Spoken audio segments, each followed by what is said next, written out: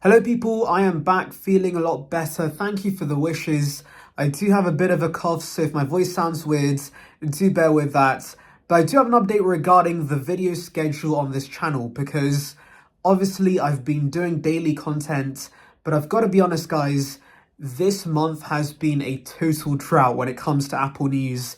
There aren't many big topics to cover, and of course, you might have seen before I got sick, I was covering things like the Apple Car and Siri because I was getting desperate for topics.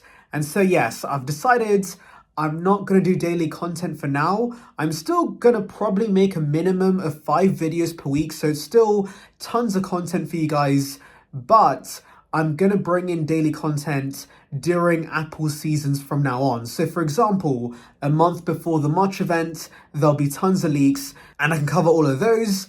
But right now, especially during this time of the year where there's literally nothing to cover apart from a few reports, I don't want to do daily content purely because I don't think there's enough interesting videos and topics I could cover. Oh, and by the way, if you guys see any topics or stories to cover, share them in the comments. Anyways, that's about it for the update.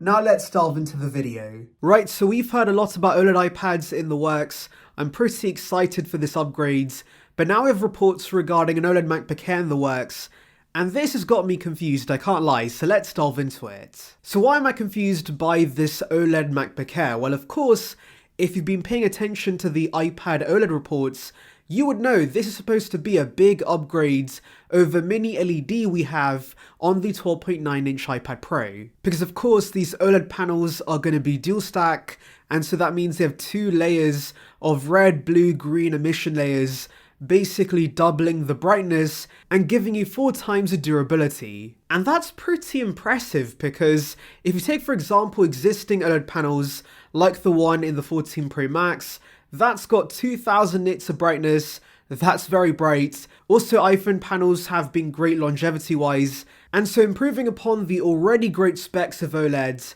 yeah, that's really exciting. And actually seems Apple really wants to focus on durability because these panels are going to be hybrid OLED panels, and so that means you get the best of both worlds. You get the better display quality of the flexible panels the iPhones have, but of course larger flexible panels can wrinkle around the sides, and so that's why hybrid tech works better because it gives you the benefits of rigid panels and their rigid nature. And yeah, I guess it makes sense that Apple's focusing on durability because we definitely use iPads for way longer than iPhones.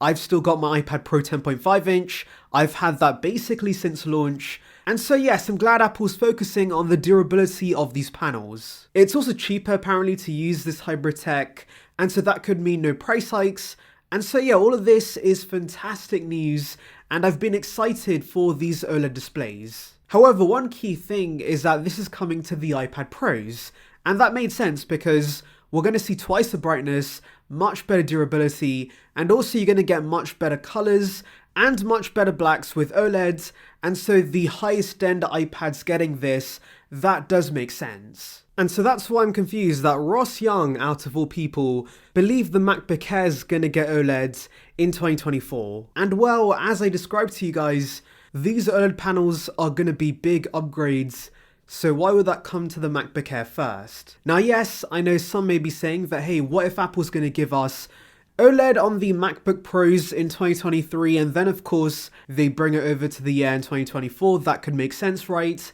Well yeah, that could make sense, but Ross actually specifically says that in 2024 the only iPads and Macs getting the OLED upgrades are the 11-inch and 12.9-inch iPad Pros and the 13-inch MacBook Air. So yeah, I'm confused and I don't think this makes sense. In fact, I'm pretty sure the MacBook Air's never got anything before the Pro has. Let's take the 2022 model. This basically is a MacBook Pro Lite. It has a similar chassis, the notch, MagSafe, the larger function row, and also the new webcam. And before that, with the Retina generation, this only got the redesign 2 years after the 2016 MacBook Pro was launched. And so clearly the Air's always been late at adopting new features. And that's especially always been the case with the display. If we take this year's model for example, it has no mini LED, it has limited brightness, it doesn't have ProMotion, it's just a typical LCD panel that's nothing special. And heck, it took years for the MacBook Air to even get Retina, so yes, I have my doubts that this is going to be the first OLED MacBook Apple launches, and yeah, this still sounds completely bogus. Since do remember that Apple often makes compromises with their entry-level and mid-tier products to upsell consumers to the higher-end products, and so if Apple gave OLED to the Air, that would cannibalize the Pro because you can now pay a low price and get a better display. Also, I just want to mention there has been rumors we're going to see a 15-inch MacBook Air launch next year, so of course, where is that in this report? Ross Young says nothing about that, and in my opinion, I'm pretty confident that's going to launch next year, so yes, it's bizarre Ross says nothing about that. Surely the bigger size would also get the upgrades. So yeah guys, in my opinion, I think this is going to be a repeat of the OLED iPad Air 5 reports, where there were tons of somewhat credible sources telling us that yes, this will definitely happen, get ready for this, and then a few weeks later, they're like, hey, it's been cancelled, forget about it. I think that's going to be the same fate for this OLED MacBook Air because it just does not make sense. And I've explained my reasoning behind this.